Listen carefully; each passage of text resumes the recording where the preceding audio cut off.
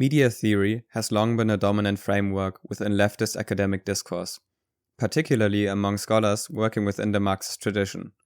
However, recent cultural and technological developments have rendered many of their insights relevant to a broader discussion.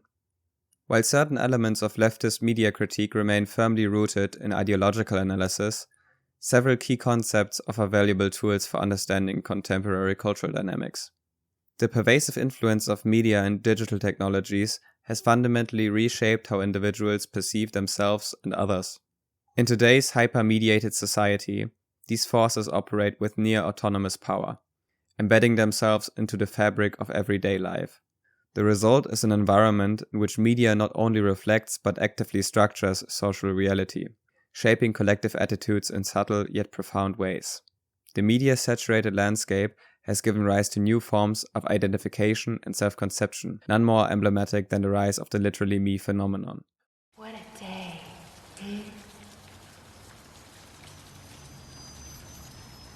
You look lonely.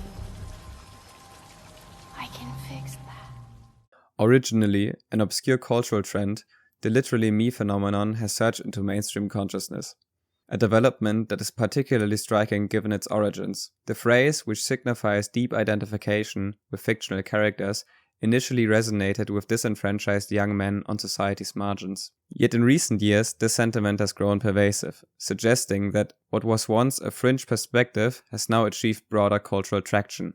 The growing identification with characters such as Tyler Durden, Patrick Bateman, Travis Bickle, and Ryan Gosling characters of every kind signals a deeper dissatisfaction with societal trends.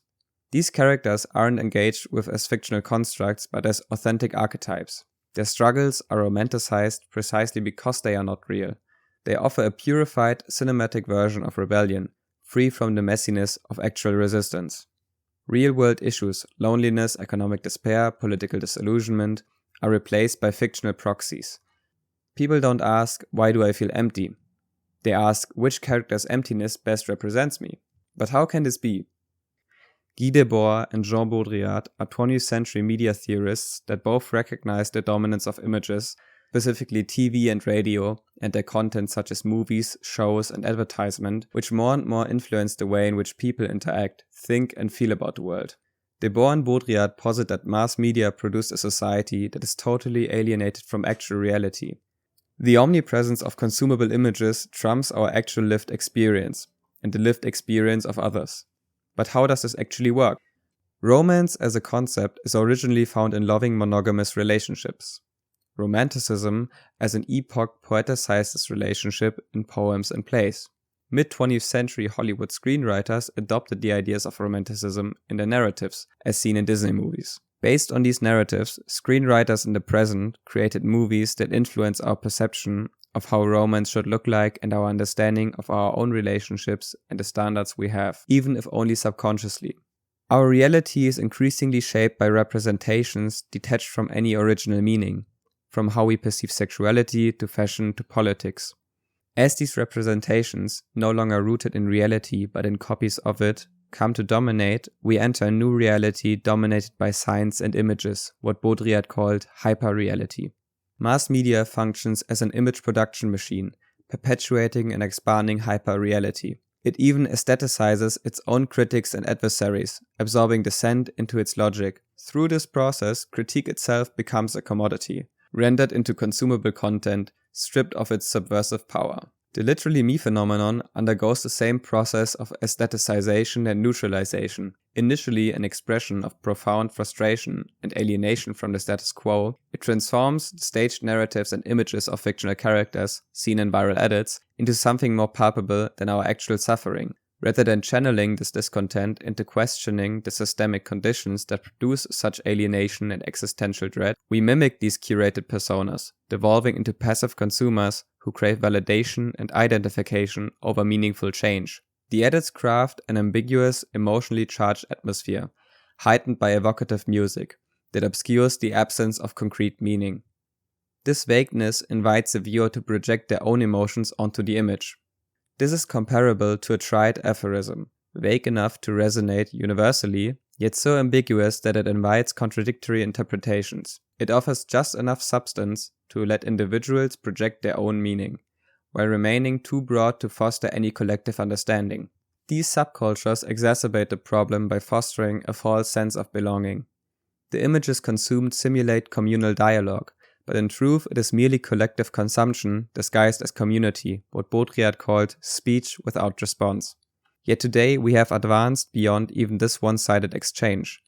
Where Baudrillard saw unreciprocated discourse, we now encounter speech with a pseudo-response, epitomized by live streaming.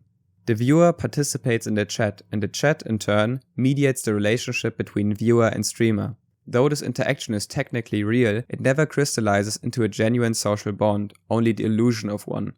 Live streaming strips human connection of its authenticity, reducing it to a new form of relation, one based not in reality but in representation.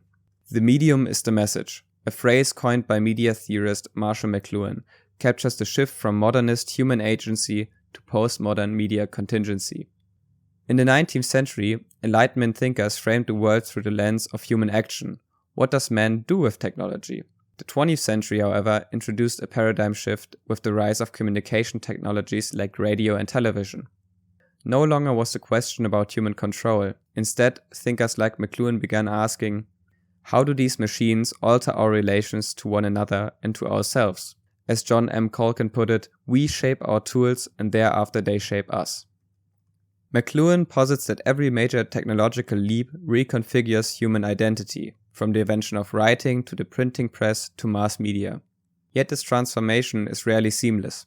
Living through shifts, people often resist confronting the present on its own terms, instead projecting familiar past frameworks onto new media, a tendency McLuhan termed the rear-view mirror.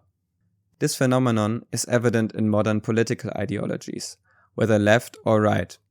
Today, political engagement occurs primarily through social media, fragmented videos, podcasts, and tweets. Unlike politicization before mass media, which relied on literature and coherent narratives representing collective interests, today's politics operates through disjointed images, prioritizing aesthetic appeal over substantive content. While Western economies have largely transitioned from industrial production to service-based models, many Marxists continue analyzing contemporary society through a 19th century lens. They maintain the fiction of imminent systemic collapse while advocating for traditional labor organizing tactics, as if we were still factory workers with no labor protections and rights, rather than service employees in an era of unprecedented material abundance. This ideological anachronism reveals a fundamental disconnect. Classical Marxist symbolism, with its imagery of proletarian solidarity and revolutionary camaraderie, functions as what we might call an identity technology of industrial capitalism. But these conceptual tools fail to map onto our post-industrial reality. The service economy doesn't produce comrades, it produces consultants, HR managers, gig workers, customer service representatives, and freelancers. Social categories that resist easy collectivization. Just as steam engines required new economic theories, our service economy demands fresh analytical paradigms. Once it acknowledges our transition from scarcity to abundance, from collective industrial labor to fragmented service work. This same ideological nostalgia plagues the political right. Reactionaries rail against modern liberalism and Christianity, while failing to recognize these very frameworks enabled the large-scale societies they take for granted. The pagan worldviews they romanticize, whether Homeric heroism or Norse warrior ethos, represent identity technologies suited for tribal bands and warring chiefdoms, not complex modern civilizations. Achilles dueling Hector or a Viking charging towards Valhalla might stir the romantic imagination, but these archetypes offer no viable solutions for contemporary social organization. Modern societies face problems of institutional trust, technological disruption, and global interdependence, challenges requiring sophisticated cooperation, not heroic individualism. The defects of modern society cannot be cured through historical cosplay or retreat into comprehensible fictions. Neither Marxist class struggle nor pagan heroism provide adequate frameworks for our present condition. McLuhan provides an alternative solution. The huge vortices of energy created by our media present us with similar possibilities of evasion of consequences of destruction. By studying the pattern of the effects of this huge vortex of energy in which we're involved, it may be possible to program a strategy of evasion and survival. The survival cannot be trusted to natural response or natural instinct, since the brain stem is not provided with any means of responding to man-made environments. In order to survive the media vortex, we have to resist the temptation to escape into consumable imagery and identify the recurring patterns of social organization that remain over time despite profound technological and cultural changes. This will inevitably lead to an examination of the past, not based on romanticized imagery but rooted in the present reality and its conditions.